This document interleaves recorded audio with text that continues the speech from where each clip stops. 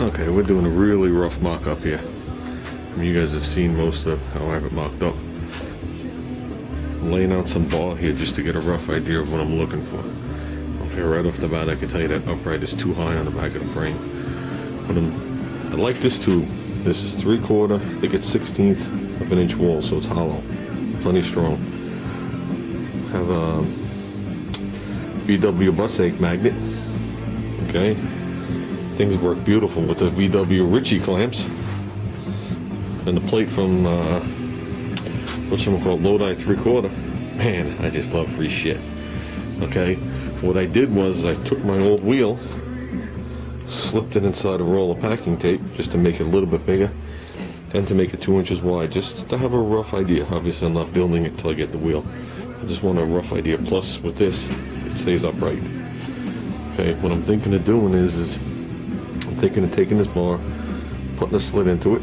I'll determine how far, 3/4 of an inch or whatever it is. Putting some,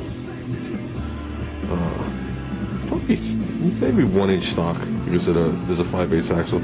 So 1 inch stock, so it'll be welded on the top, welded on the bottom, nice. And I'll fillet it here. Then I'll bore a hole in it, and I'll put it just on the outside of this plate here that holds the axle in.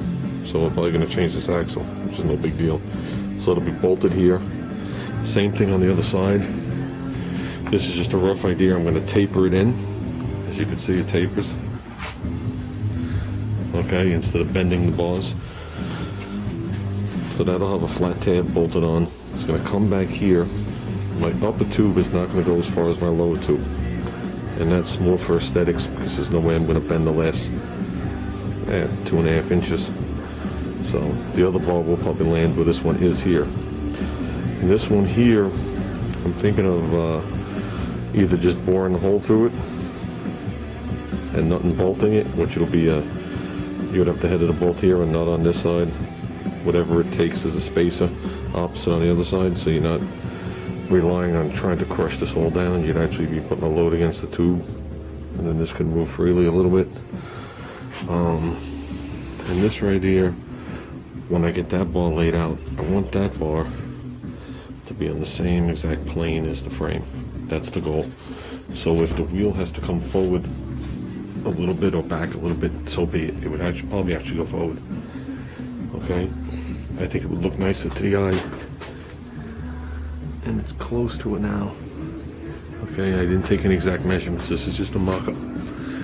This upright bar will be the same 3/4 inch tube. It'll land roughly in the same area.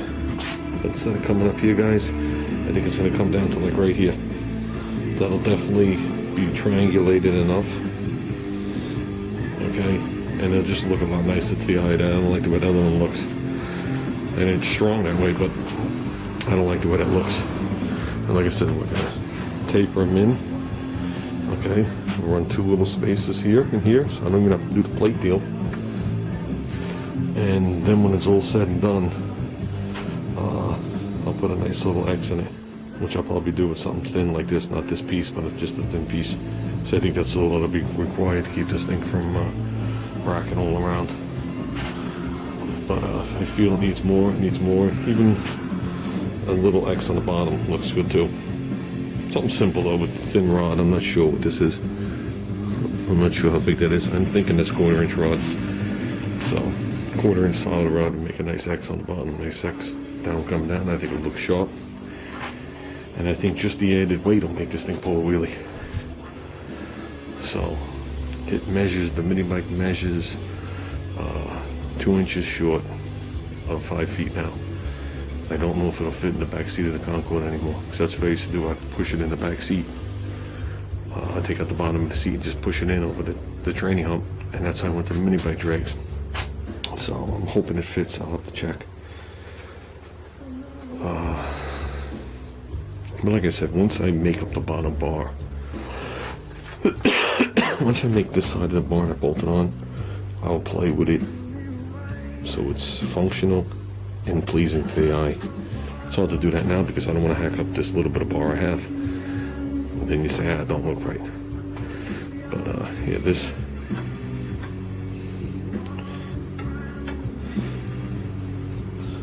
something to that effect right there. It's just much more appealing to the eye. Actually, if you give me a second, I can move the magnet there.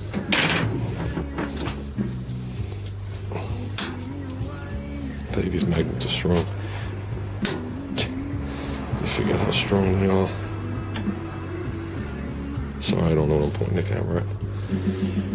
I'm figuring I'm going to bring the front of the bar to the front edge of the wheel, and then whatever the radius of the wheel is will be my overhang point.